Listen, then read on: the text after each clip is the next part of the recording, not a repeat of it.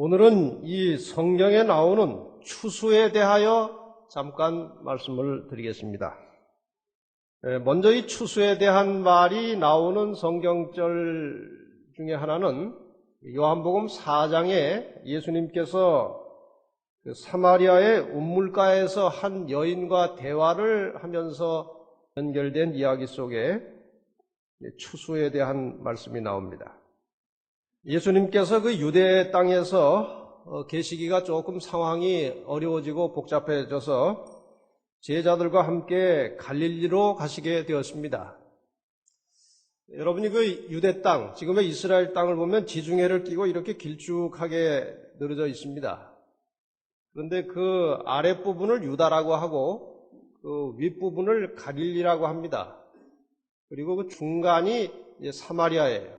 이 유다에서 갈릴리로 가려고 해도 사마리아를 거쳐야 되고 갈릴리에서 유다로 내려오려고 해도 사마리아를 거쳐야 합니다.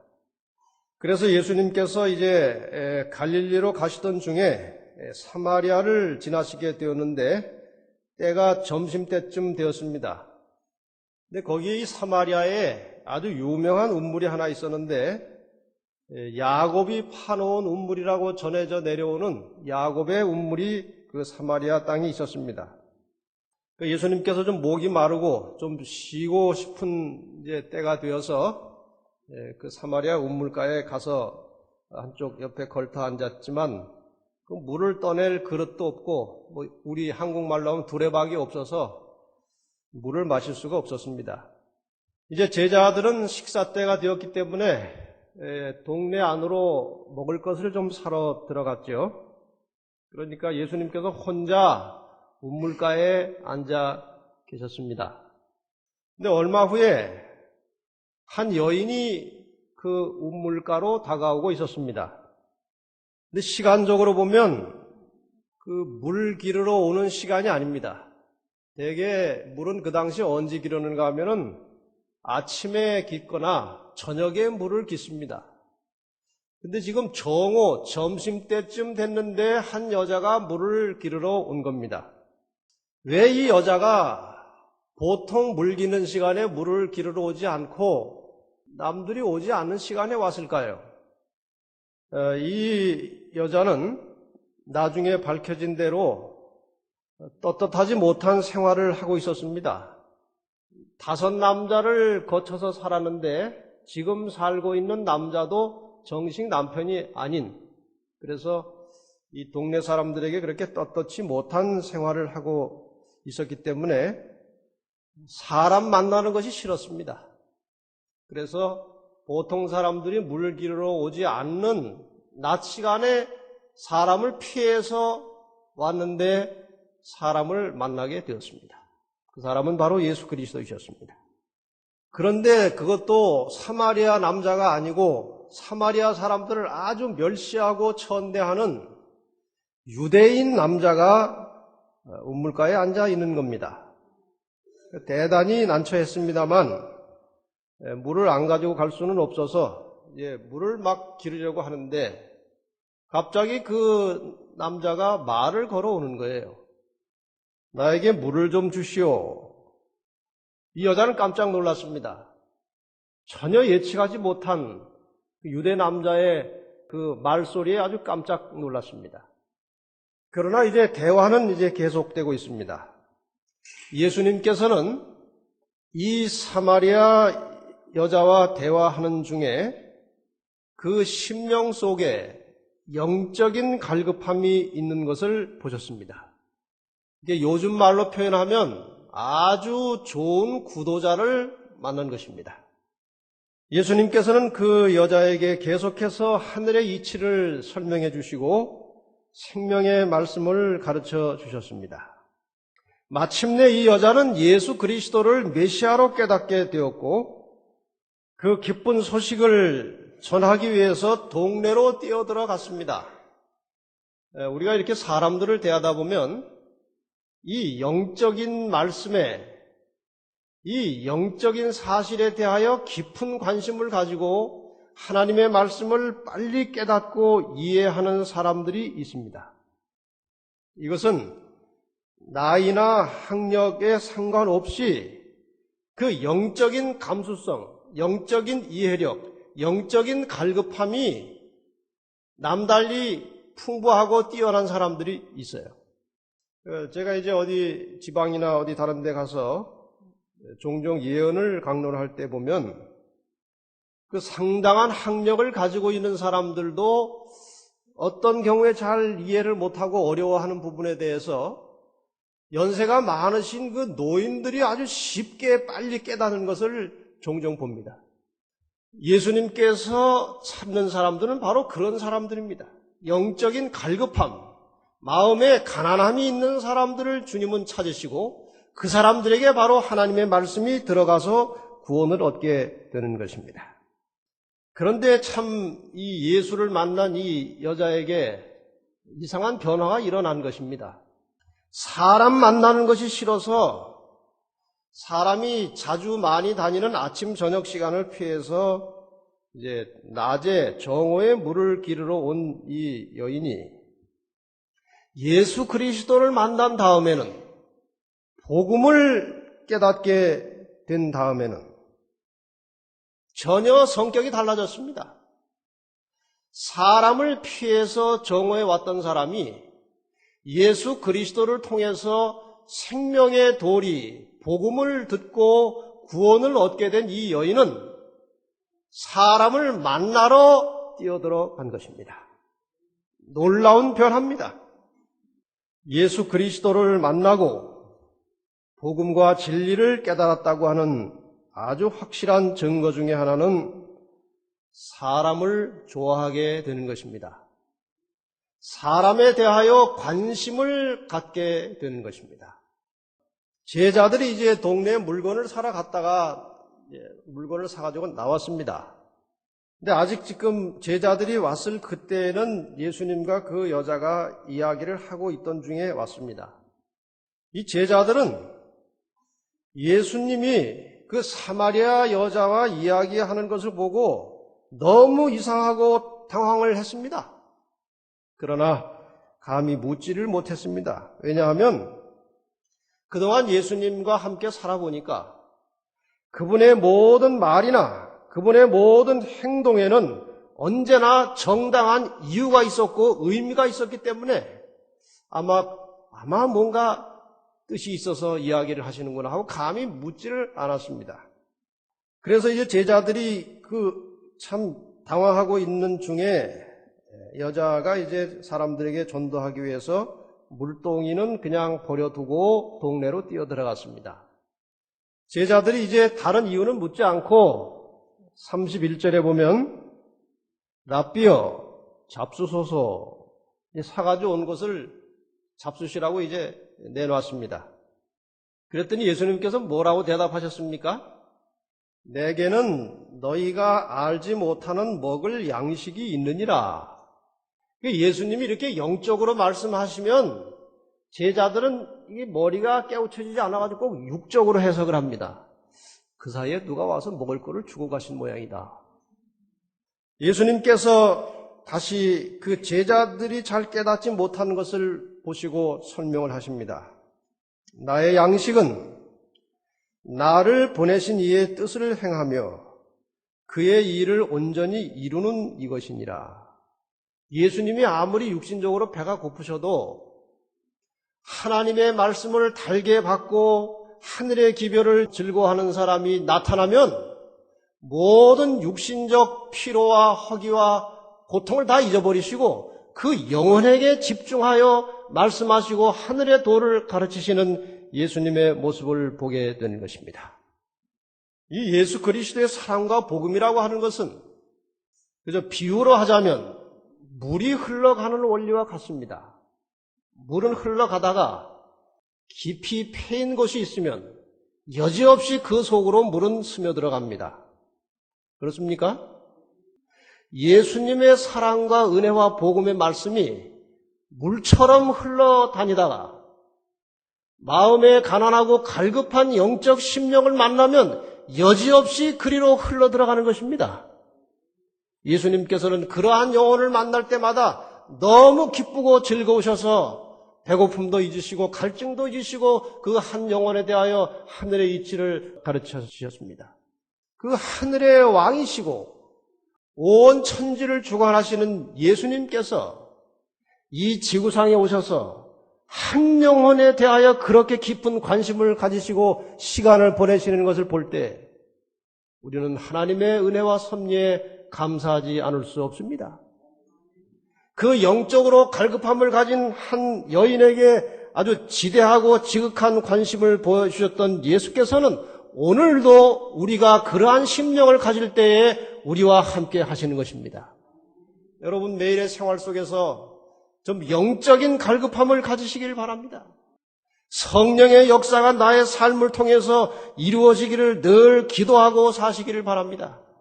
그때 하나님의 깊은 성령의 역사와 그 하나님의 은혜와 사랑이 우리의 심령에 들어오게 될 것입니다. 그 다음에 예수님께서 제자들에게 드디어 추수 이야기를 꺼내셨습니다. 요한복음 4장 35절입니다. 너희가 넉 달이 지나야 추수할 때가 이르겠다 하지 아니하느냐? 내가 너희에게 이르노니 눈을 들어 밭을 보라. 휘어져 추수하게 되었도다. 이 말씀의 전반부와 후반부는 전혀 다른 각도로 예수님께서 말씀하셨습니다. 너희가 넉 달이 지나야 추수할 때가 이르겠다 하지 아니하느냐. 이것은 실제적인 곡식 추수를 말하는 것입니다. 그 다음에 예수님께서는 비유하셔서 그러나 눈을 들어 밭을 보라. 휘어져 추수하게 되었도다. 이것은 영적인 추수를 가리키고 있습니다. 배경은 이런 것입니다. 예수님께서 지금 그 사마리아 우물가에서 그 여인과 대화를 나누던 그 시기는 12월이나 1월쯤으로 계산되고 있습니다. 근데 그 지역에서는 씨를 언제 뿌리는가 하면 가을에 뿌립니다. 9월, 10월경에 씨를 뿌리고 봄에 추수합니다. 4월이나 5월에 추수합니다. 근데 예수님께서 이 말씀하실 때가 12월이나 1월쯤 되었기 때문에 실제적인 곡식 추수를 하려면 넉 달 정도를 더 있어야 추수를 하는 겁니다. 그러므로 여기에서 눈을 들어 밭을 보라 휘어져 추수하게 되었도다고 하신 이 말씀은 그 밭은 사마리아 사람들의 마음밭을 말하는 것입니다. 왜냐하면 이 사마리아 여인이 동네로 뛰어들어가서 자기가 경험한 예수 그리스도를 증거했을 때에 사마리아에 살던 많은 사람들이 그 말씀을 듣고 예수를 만나러 왔습니다. 요한복음 4장 29절 30절에 보면 이 사마리아 여인이 동네에 들어가서 한 말이 이런 것입니다. 나의 행한 모든 일을 내게 말한 사람을 와보라. 이는 그리스도가 아니냐 하니 저희가 동네에서 나와 예수께로 오더라. 이 여인이 예수 그리스도를 만나고 복음을 깨닫게 되었을 때 자기의 부끄러운 부분을 가리려고 하지 않았습니다. 자기를 그냥 다 노출시켜 버렸습니다. 그리고 동네에 뛰어들어가서 바로 이런 말 아닙니까? 나의 행한 모든 일을 내게 말하는 사람을 와보라. 내가 우물가에 가서 한 사람을 만났는데 생전 처음 보는 사람인데 내가 당신들이 알다시피 과거에 5명의 남편을 거쳐서 지금 남편과도 그저 혼인신고 안 하고 이렇게 살아가는 내 사정을 내가 이야기도 안 했는데 그 사람이 아주 상세하게 다 알고 있더라. 그리고 그분이 하는 말씀을 하나하나 들어보니까 정말 그분은 보통 사람이 아니고 하늘에서 오신 분이더라. 내 표정을 봐라. 내가 이렇게 바뀐 것은 바로 그분의 말씀을 듣고 된 것이다. 바로 그런 분을 한번 너희가 가서 보지 않겠느냐 하고 선전했을 때 그 산 증거를 본 동네 사람들이 많이 몰려서 예수님께로 왔습니다. 그래서 그 예수 그리스도에 대한 관심과 그 메시아에 대한 관심 그리고 복음을 갈급하는 그 사마리아 사람들의 마음밭을 가리켜서 보라 휘어져 추수하게 되었도다라고 말씀하신 것입니다. 이것이 바로 일차적인 의미의 추수입니다. 우리 모두 그리스도의 복음을 먼저 받은 사람들은 추수꾼들입니다. 우리도 나아가서 그리스도를 찾아 갈급한 심령을 가진 영혼들을 주님께로 인도하는 일에 열심히 일하고 헌신하는 종들이 되시기를 바랍니다. 먼저 말씀드린 대로 2차적인 추수의 의미는 예수님의 재림을 통해서 이루어지는 실제적인 구원을 말하는 것입니다. 이제 두 번째로 추수하러 오시는 예수 그리스도에 대하여 잠시 생각해 보겠습니다. 히브리 9장 27절과 28절입니다. 한 번 죽는 것은 사람에게 정하신 것이요 그 후에는 심판이 있으리니 이와 같이 그리스도도 많은 사람의 죄를 담당하시려고 단번에 들으신 바 되셨고 구원에 이르게 하기 위하여 죄와 상관없이 자기를 바라는 자들에게 두 번째 나타나시리라. 모든 사람은 한 번 죽을 수밖에 없습니다.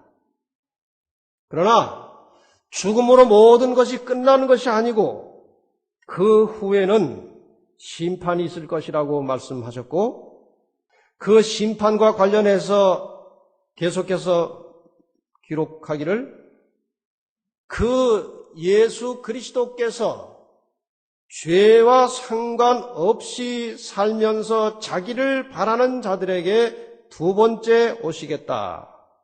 이 두 번째 오시는 장면을 성경 여러 곳에서 추수에 비유하고 있습니다. 두 번째 오시는 것을 추수로 말씀하고 있습니다.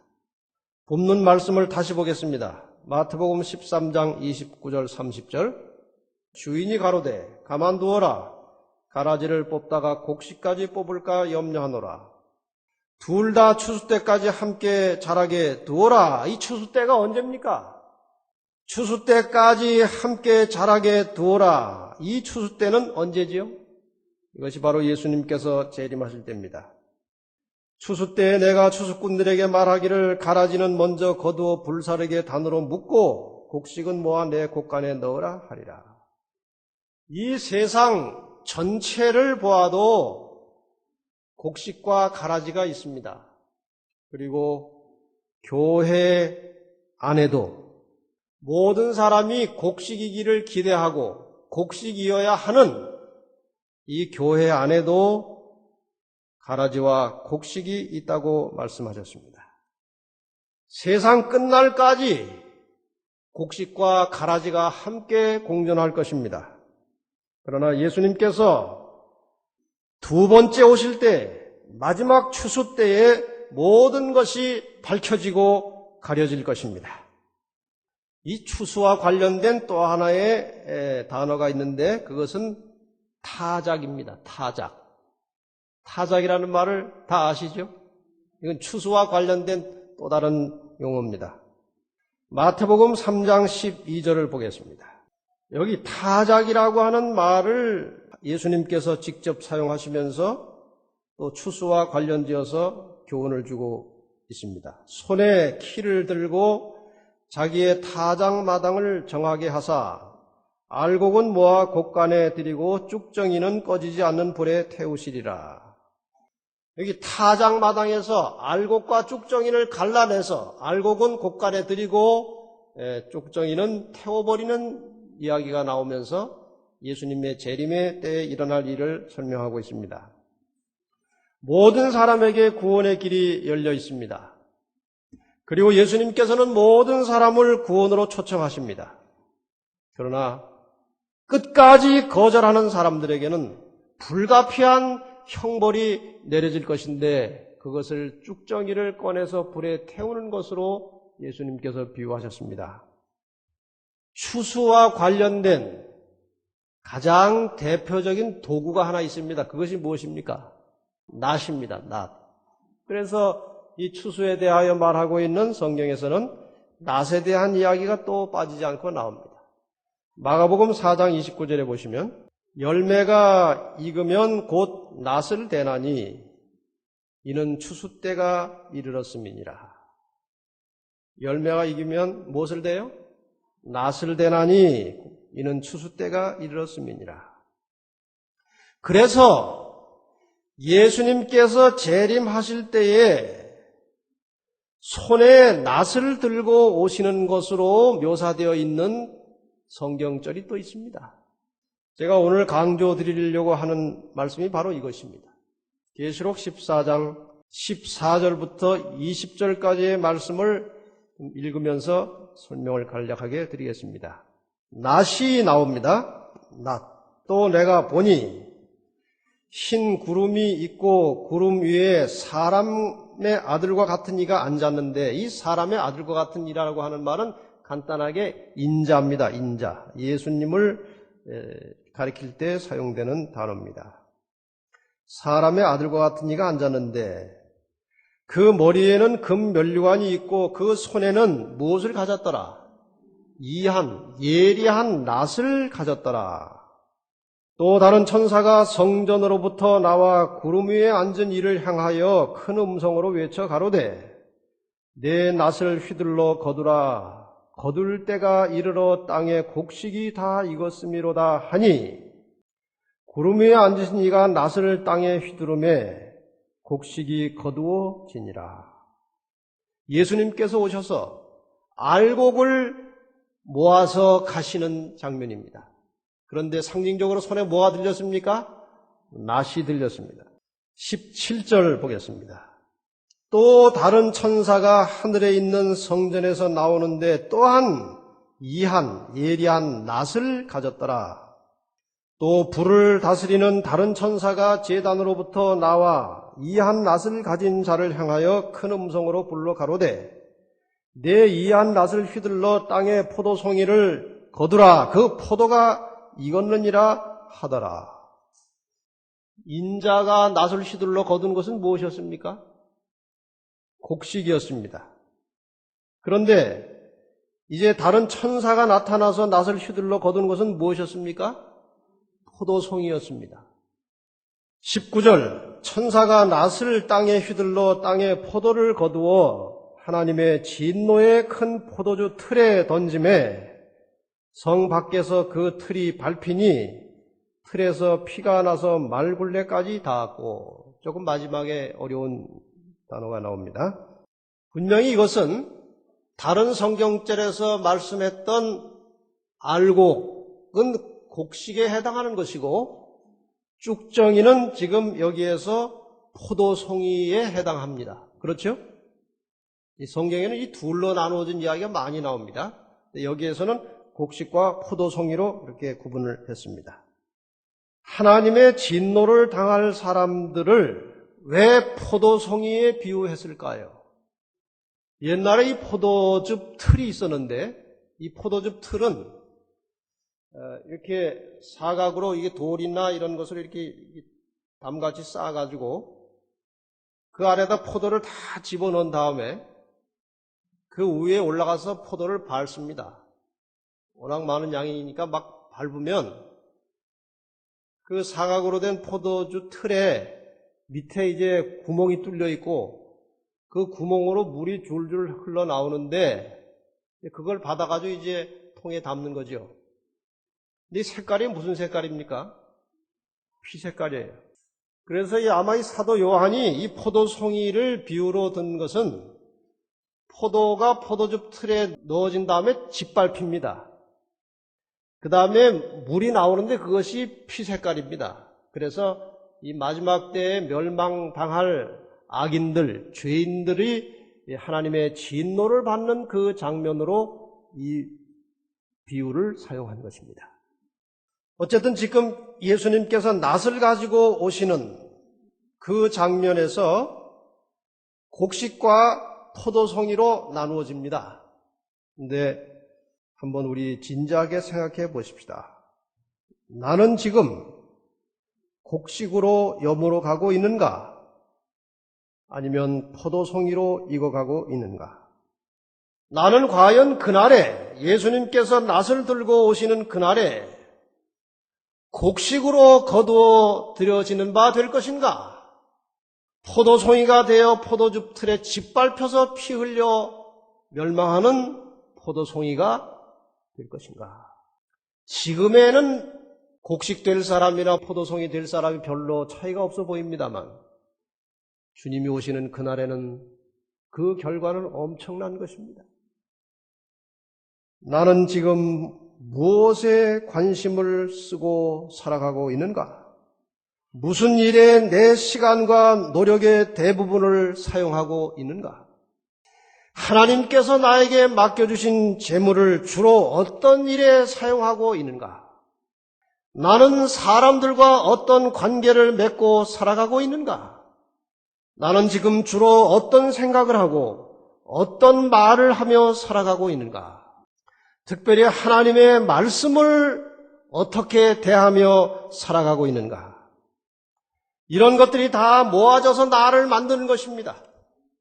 지금 내가 주로 가지고 있는 관심거리, 내 시간과 노력과 재물을 투자하는 그곳, 인간관계, 내 생각, 내 말, 이런 것들이 다 모아져서 나를 곡식으로 만들어 갈 수도 있고 포도송이로 만들어 갈 수도 있습니다. 어떻게 하면 곡식으로 염으로 갈 수 있는지 그 원리가 마태복음 7장 24절과 25, 6, 7절에 나옵니다. 그러므로 누구든지 나의 이 말을 듣고 행하는 자는 그 집을 반석 위에 지은 지혜로운 사람 같으리니 비가 내리고 창수가 나고 바람이 불어 그 집에 부딪히되 무너지지 아니하나니 이는 주초를 반석 위에 놓은 연고요.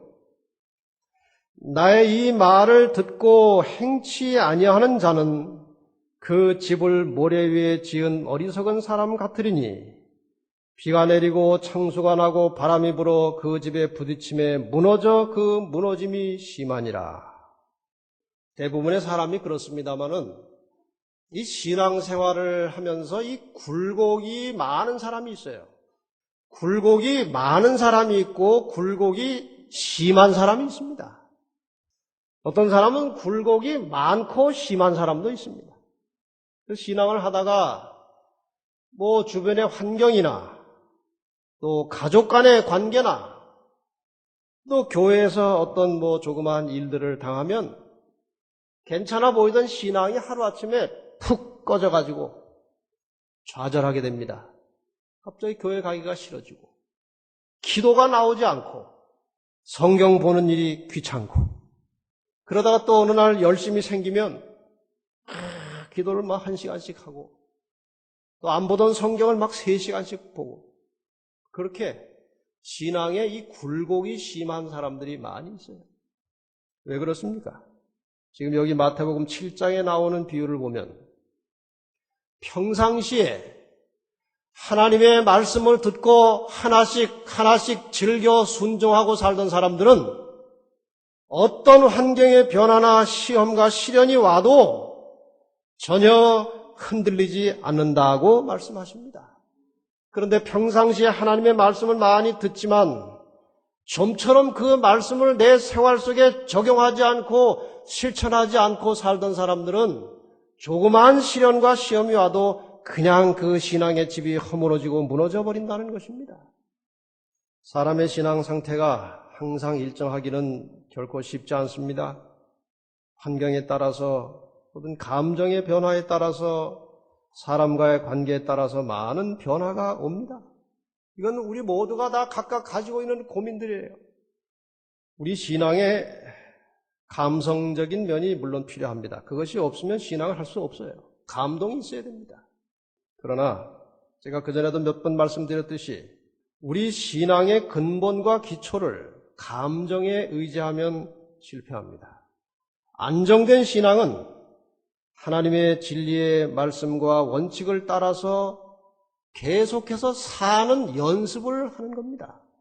꾸준히, 묵묵히, 인내심을 가지고 이해가 잘 되지 않더라도 그것이 하나님께서 말씀하신 것이면 그것이 나에게 지금 짐이 되고 힘들어 보이더라도 그것이 나를 사랑하시고 위하시는 하나님이 주신 말씀이라면 묵묵히 순종하는 것입니다. 그렇게 살다 보면 점점 나의 삶이 알곡으로 염으로 가는 겁니다. 한 왕이 죽음을 앞두고 그 어린 아들을 잘 돌보면서 잠시 동안 어린 아들이 자랄 때까지 나라를 치리할, 나라를 다스릴 신하를 한 사람 물색하게 되었습니다. 이제 왕은 이제 거의 죽음을 앞두고 있었고 아들은 아직 어렸기 때문에 대신이 나타나서 이 왕의 역할을 해줄 수밖에 없는 상황이 된 겁니다. 어떻게 뽑아낼까 하다가 왕이 그 쓸만한 대신들을 다 한 자리에 모이게 했습니다. 그 다음에 대바구니를 하나씩 다 줬습니다. 대바구니. 그 다음에 그 신하들에게 명령을 했습니다. 저기 조그만 운물이 하나 있는데 너희들이 가서 이 대바구니를 가지고 저 물을 다 퍼내버려라. 그 다음 말은 물이 다 없어진 다음에 내가 하겠다. 이제 신하들이 대바구니를 가가지고 물을 푸는데 퍼가지고 올리는 순간에 90% 이상이 쑥 빠져나가는 거예요. 쬐끔을 퍼낸 거예요. 그래서 새는 대바구니를 가지고 그 물을 퍼내니 그게 보통 힘든 노역이 아니에요. 그래서 이 왕이 뭐 이런 일을 시키나 하고 이제 다들 불평하기 시작하다가 한 사람씩 그 대바구니로 물 푸는 일을 다 포기했습니다. 한 신하는 조금씩이지만 다 새 나가고 조금밖에 안 퍼올려진 거지만 계속해서 그 일을 쉬지 않고 했습니다. 그러나 조금씩이라도 물이 자꾸 줄어들다가 마침내 이제 물이 다 걷어졌는데 보니까 밑에 금화가 잔뜩 쌓여져 있었습니다. 그래서 이제 그 결과를 왕에게 보고를 했습니다. 그때 왕이 그 금화를 내가 다 가져라. 그리고 너는 앞으로 내 아들을 돌보면서 이 아들이 성장할 때까지 이 나라를 내가 다스려라. 하고 그 중책을 바로 끝까지 흘러내리는 대바구니 가지고 끝까지 일을 한 그 신하에게 그 일을 맡겼다는 것입니다. 우리 그리스도를 따르는 사람들은 무던한 신앙이 필요합니다. 그냥 펄짝펄짝 뛰는 신앙이 아니고 무던한 신앙이 필요합니다. 그것이 여건이 조건이 맞든지 안 맞든지 간에 하나님 말씀을 잘 배우고 깨닫고 순종하고 하나님 말씀을 보는 일을 부지런히 하시기를 바랍니다. 그러는 사이에 자기도 모르게 그런 무던한 삶 속에서 우리의 모습은 곡식으로 알곡으로 여물어 가도록 성령께서 우리를 도우실 것입니다. 마지막으로 계시록 2장 10절 말씀을 보고 마치겠습니다. 내가 죽도록 충성하라. 그리하면 내가 생명의 면류관을 내게 주리라. 끝까지 충성하는 사람들, 어떤 역경 속에서도 주님의 말씀을 따라서 사는 사람들은 그 자체가 축복이 되어서 이 땅에서도 보화를 얻게 될 것입니다. 그리고 마침내 하늘을 상속받게 될 것입니다. 그 바구니 작업을 끝까지 해보니까 밑에 보화가 있었고 그 나라를 다스리는 영광을 얻었듯이 우리도 끝까지 충실하게 무던하게 주의 말씀을 따라서 살 때에 그 말씀이 우리의 현실 생활의 축복이 될 것이고 마침내 알곡이 되어서 하늘을 영원히 상속받는 하늘의 백성들이 될 것입니다. 아무도 포도송이로 익어가는 사람들이 되지 마시고 하늘의 알곡으로 곡식으로 익어져서 마침내 하늘 창고에 들여지는 하나님의 신실한 백성들 되시기를 바라면서 말씀을 마치겠습니다.